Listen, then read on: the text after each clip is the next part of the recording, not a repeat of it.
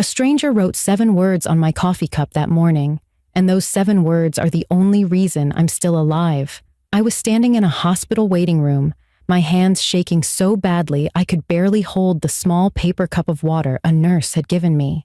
2 police officers were across the room interviewing the barista who had saved my life, a 19-year-old girl with purple hair who kept wiping tears from her cheeks as she spoke. Through the window behind them, I could see paramedics wheeling a man out on a stretcher, his wrists handcuffed to the rails even though he was barely conscious. I watched them load him into an ambulance, and I felt nothing. No relief, no anger, just a cold, hollow emptiness that I didn't know how to fill.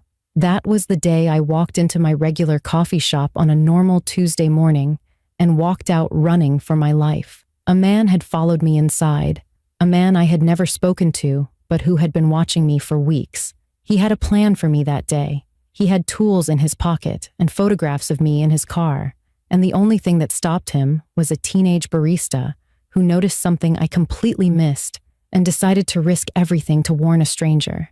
I need to take you back to before that morning so you can understand how invisible the danger really was. My name is Tessa, and at 27 years old, I was living the kind of quiet, predictable life that made me feel safe. I worked as an elementary school art teacher in Portland, Oregon, spending my days helping second graders learn how to mix paint colors and express themselves through drawings and collages.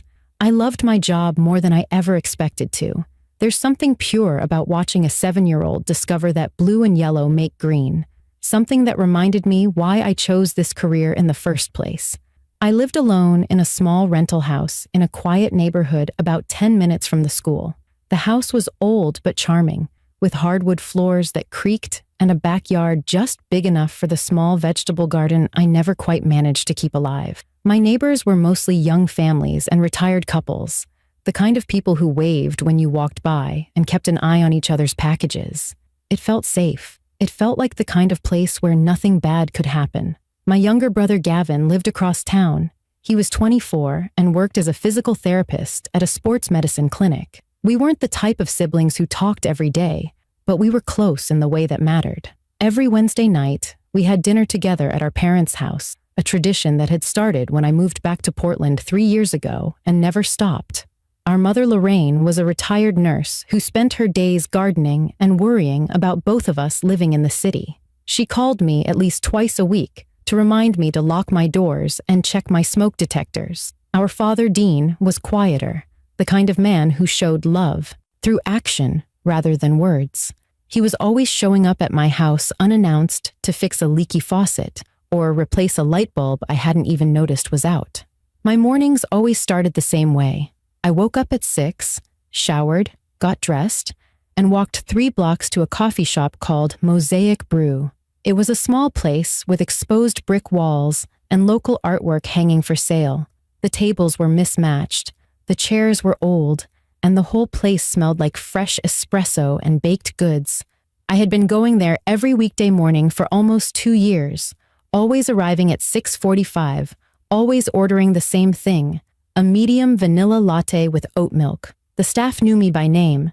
The owner, a woman in her 50s named Paulette, would wave at me from the back when she saw me come in. The morning barista was a college student named Sierra, a girl with short purple hair and a small nose ring who always drew little smiley faces or hearts on my cup. She was studying psychology at Portland State and worked the early shift to pay for her textbooks. We weren't friends exactly, but we had the kind of easy familiarity that comes from seeing someone at the same time every single day. She knew my order before I said it.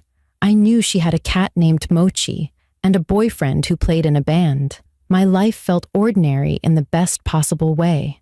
I had a job that fulfilled me, a family I was close to, and a routine that brought me comfort. I never walked through the world feeling afraid.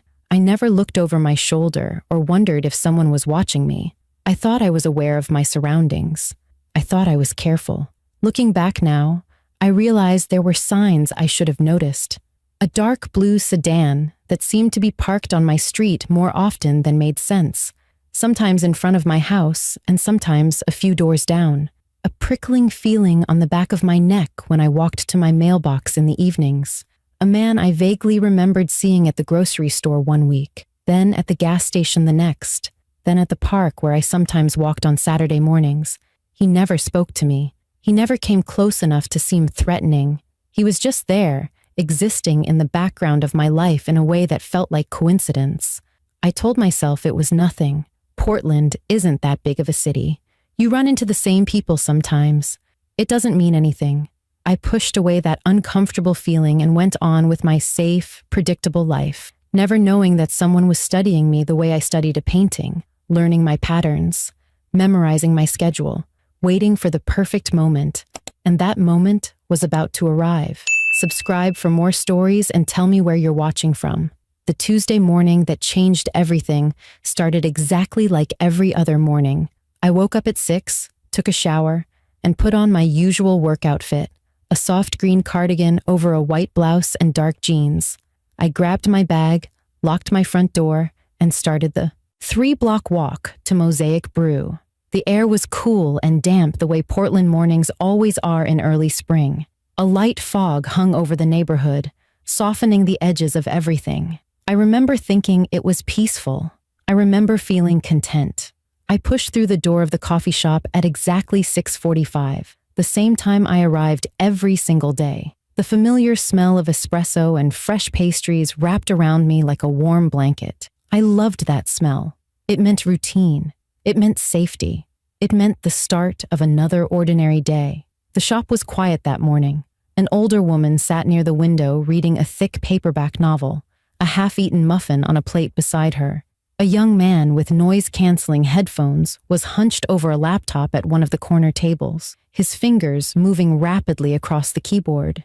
And near the door, at a small table I usually walked right past, sat a man I didn't recognize. I didn't pay much attention to him at first. He was looking at his phone, scrolling through something with one hand while his other hand rested on the table. White, maybe mid-30s, medium build, wearing a dark green jacket. He looked completely ordinary, the kind of person you wouldn't remember 5 minutes after seeing them.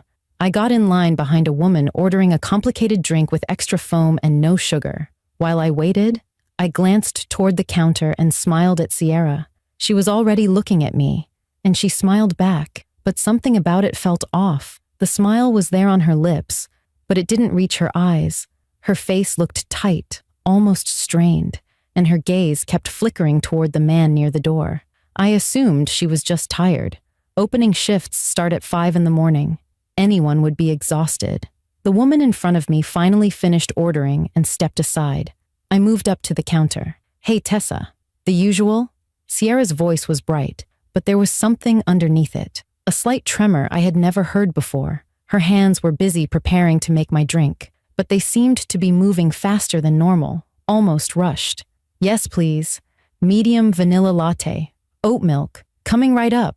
She turned away to the espresso machine, and I stepped to the side to wait. I pulled out my phone and scrolled through my email, deleting a few spam messages and scanning a newsletter from the school district. Normal things. Mindless things. I wasn't paying attention to anything around me. Sierra finished my drink in record time. Usually she took her time, making small talk while the espresso pulled and the milk steamed. Today she worked in silence, her back to me, her shoulders tense. When she turned around and handed me the cup, she held my gaze for a moment longer than usual. Her eyes were wide, and I could see something in them that I couldn't name. Fear, urgency, a desperate plea. Her hand was trembling slightly when she released the cup into my grip. I looked down automatically, expecting to see her usual smiley face or a little heart drawn in black marker. Instead, there were words. 7 words written in small, hurried letters along the side of the cup. "Don't drink this. Act normal and leave." My brain couldn't process what I was reading. For a moment, I thought it was a joke, some kind of prank Sierra was playing that I didn't understand. I almost laughed. I almost asked her what she meant. Then I looked up and saw her face. She wasn't laughing. Her jaw was clenched so tight I could see the muscles in her neck straining. She gave me the tiniest shake of her head, so small that anyone else would have missed it. Then she mouthed a single word, her lips barely moving. "Now." Something cold spread through my chest. I didn't understand what was happening, but every instinct in my body suddenly screamed that I needed to listen. I needed to move. I needed to get out of this coffee shop right now.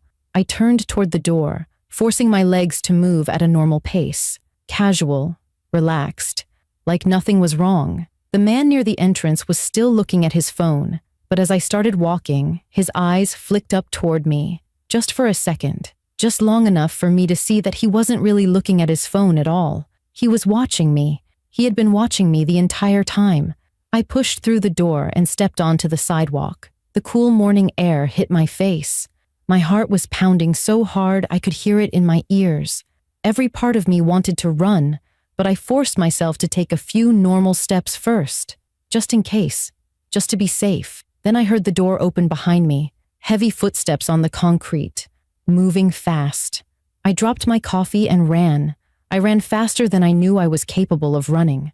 My bag slammed against my hip with every step.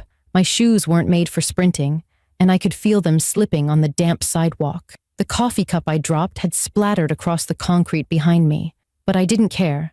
I didn't look back. I just ran. The footsteps behind me were heavy and fast. I could hear them gaining ground, getting closer with every second. My house was 3 blocks away, but it might as well have been 3 miles. I would never make it. Even if I did, my keys were buried somewhere in my bag. By the time I found them and unlocked the door, he would be on me. I needed help. I needed people. I needed somewhere safe right now. My brain raced through options as my legs pumped beneath me. The grocery store was 4 blocks in the wrong direction. The school was too far. Most of the houses around me were dark, their owners still asleep or already gone to work. I couldn't just start banging on random doors and hope someone answered in time. Then I remembered the fire station.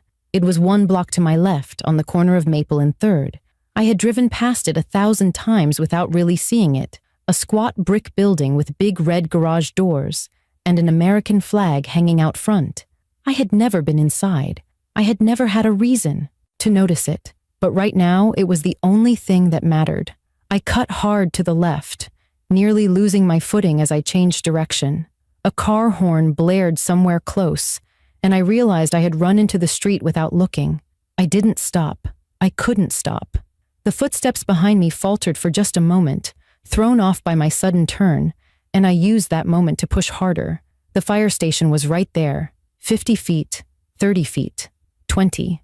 I slammed into the side door with my full weight, and it flew open.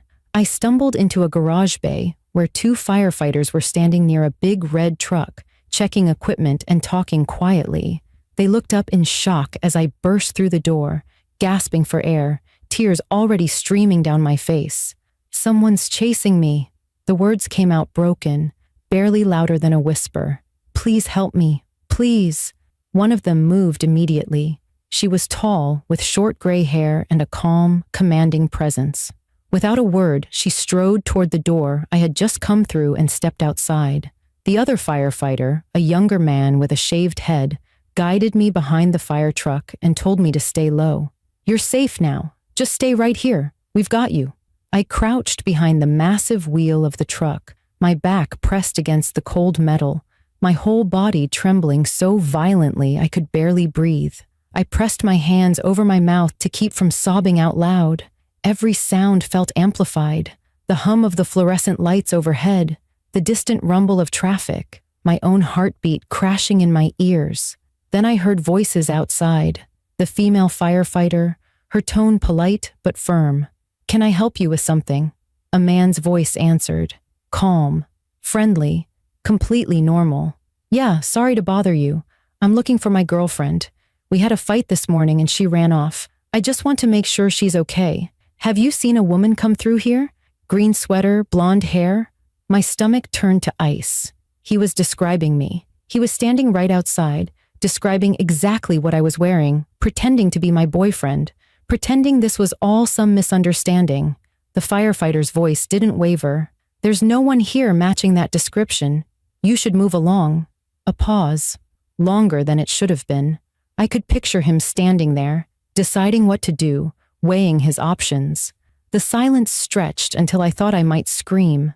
Then footsteps, walking away. Slow at first, then fading into the distance. The younger firefighter looked down at me with kind eyes. "Stay here. We're calling the police right now." I nodded, but I couldn't speak. I couldn't do anything except stay crouched behind that fire truck, shaking and crying, waiting for someone to tell me it was finally over. 2 patrol cars pulled into the fire station lot, their lights flashing, but sirens off. Officers climbed out and spoke briefly with the firefighters before one of them, a woman with her dark hair pulled back, in a tight bun, approached me. She introduced herself as Officer Ruiz and asked if I could describe the man who had followed me. I did my best, but my voice kept breaking and my memories felt scattered. White male, mid-30s, medium build, brown hair, dark green jacket. It wasn't much. It could have described 100 different men in Portland. Officer Ruiz wrote everything down and told me I was doing great. She asked if there was anywhere the man might have gone, anyone he might have contacted, any reason I could think of why someone would follow me. I shook my head to every question. I had no idea who he was. I had never seen him before that morning. At least that's what I thought at the time. Another officer offered to drive me back to Mosaic Brew to speak with the barista who had warned me. I agreed, even though part of me never wanted to see that coffee shop again. I needed to understand what had happened. I needed to know what Sierra had seen that made her write those words on my cup. When we pulled up outside the shop, there were already 2 more police cars parked at the curb. The morning rush had been cleared out, and a closed sign hung in the window. Inside, Sierra was sitting in a chair behind the counter, her hands wrapped around a cup of tea, her face pale and streaked with tears. When she saw me walk through the door, she stood up so fast her chair scraped against the floor. "Oh my God, are you okay? Did he hurt you?" I shook my head, and before I could say anything else, she crossed the space between us and threw her arms around me. She was shaking almost as badly as I was. "I didn't know what to do," she whispered against my shoulder. I was so scared. I thought if I said something out loud, he would hear me. I thought he might hurt both of us. I held onto her and let her cry, even though I barely knew her. In that moment, she felt like the only person in the world who understood what I had just been through. The police separated us to take our statements. Sierra sat with Officer Ruiz while I waited nearby, close enough to hear fragments of what she was saying. She told them the man had come into the shop right after me. He ordered a black coffee, paid in cash, and sat down at the table nearest the door. But he never touched his drink. He just sat there, staring at me the entire time I was in line. Sierra said something about him felt wrong from the moment he walked in. The way his eyes tracked my every movement. The way his leg bounced nervously under the table. The way he positioned himself between me and the only exit. Then she noticed something that made her blood run cold. While I was looking at my phone, the man reached into his jacket pocket and pulled something out. He held it low, in his lap, where he probably thought no one could see. But Sierra was watching him. She saw exactly what he was holding. A syringe, small, filled with clear liquid, the needle already uncapped. She didn't know what was in it. She didn't know what he was planning to do. But she knew it wasn't anything good. Her first instinct was to call out, to warn me directly, but she was terrified that if she did, he might panic and attack. She thought about calling 911, but she was afraid he would see her on the phone and act before help could arrive. So she did the only thing she could think of in that moment. She grabbed a marker and wrote on my cup, praying that I would read it, praying that I would understand. The police found him 2 hours later. He was sitting in his car, a dark blue sedan, parked on a side street 3 blocks from my house. The same car I had seen on my street so many times, and dismissed as nothing. When they searched the vehicle, they found the syringe Sierra had seen, filled with a powerful sedative. They found zip ties and duct tape in the glove compartment. They found a hunting knife under the passenger seat. And in the back seat, they found a folder. Inside were photographs of me, dozens of them. Me walking to my car in the school parking lot. Me pushing a cart through the grocery store. Me standing at my classroom window, visible through the glass. Me watering the plants on my front porch in the evening light. He had been watching me for 6 weeks. He knew my schedule better than I did. He knew where I lived, where I worked, where I bought my coffee every morning. That Tuesday, he had finally decided it was time. His name was Gregory Linden. He was 34 years old, worked as an IT technician at a company downtown, and had no prior criminal record. There was no connection between us. We had never met, never spoken, never crossed paths in any way that I could remember. He told police he first noticed me at a coffee shop 2 months earlier, not Mosaic Brew, but another place across town I had stopped at randomly one Saturday afternoon. Something about me caught his attention, and from that moment on, he couldn't let go. He found out where I lived by following me home that same day. He learned my schedule by watching me for weeks, noting the times I left for work, the routes I took, the places I visited. He knew I went to Mosaic Brew every weekday at 6:45. He knew I walked the 3 blocks alone. He knew my classroom was on the east side of the school building, and that I sometimes stayed late to clean up after my students. He had been planning what he called his introduction for over a month. The syringe contained a sedative strong enough to knock me unconscious within seconds. His plan was to approach me outside the coffee shop, inject me before I could react, and carry me to his car like a boyfriend helping his tired girlfriend. From there, the police said they didn't know exactly what he intended. He wasn't talking, and honestly, I didn't want to know. Gregory Linden was charged with stalking, attempted kidnapping, and possession of a controlled substance with intent to cause harm. His trial lasted 3 days. I testified on the second day, sitting in a witness box 15 feet away from the man who had hunted me for 6 weeks. My voice was steady, but under the table my hands shook the entire time. I didn't look at him. I couldn't. I just stared at the prosecutor and answered every question as clearly as I could. He was convicted on all charges and sentenced to 15 years in prison. The judge called his behavior calculated and predatory. She said it was only through the quick thinking of a brave young woman that a tragedy had been prevented. I cried when she said that. Not for myself, but for Sierra, who was sitting in the gallery behind me. I couldn't go back to my rental house after that. The first night I tried to sleep there, I lay awake until dawn, listening to every creak and rustle, convinced I heard footsteps outside my window. I moved out 2 weeks later. My parents wanted me to come home, but I wasn't ready to give up my life in Portland. Instead, I found an apartment in a secure building downtown, with a doorman and cameras in every hallway. Gavin helped me move. He didn't say much, but he stayed with me the first 3 nights, sleeping on my couch so I wouldn't be alone. I still teach art to second graders. I still love watching their faces light up when they discover something new, but I drive to work now instead of walking. I vary my schedule so I'm never too predictable. I pay attention to the cars on my street and the people in my periphery.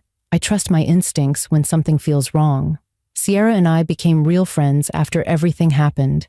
She transferred to a different coffee shop closer to her campus, and I visit her there every few weeks.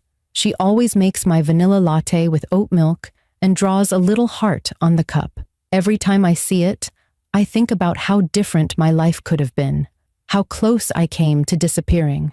I asked her once why she did it, why she risked herself for a customer she barely knew. She thought about it for a moment, then shrugged. Something felt wrong. I couldn't just stand there and do nothing. What if everyone always looked away? What if nobody ever helped? That question changed something in me. I think about it every single day now. I notice things I never noticed before. The woman on the bus who looks uncomfortable when a stranger sits too close. The girl at the grocery store who keeps glancing nervously at a man following her through the aisles. The teenager at the park who seems afraid of the person walking behind her. I don't look away anymore. I can't. Because I know what it feels like to be watched by someone who means you harm. And I know what it feels like to be saved by someone who simply chose to pay attention. 7 words on a coffee cup saved my life. Now I try to be the kind of person who writes those words for someone else. If you want more stories, subscribe and tell me where you're watching from.